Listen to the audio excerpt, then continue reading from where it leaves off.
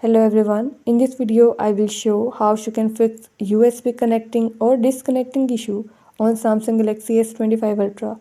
Before starting this video, please press the bell icon or do subscribe this channel. Let's start our video without wasting any time.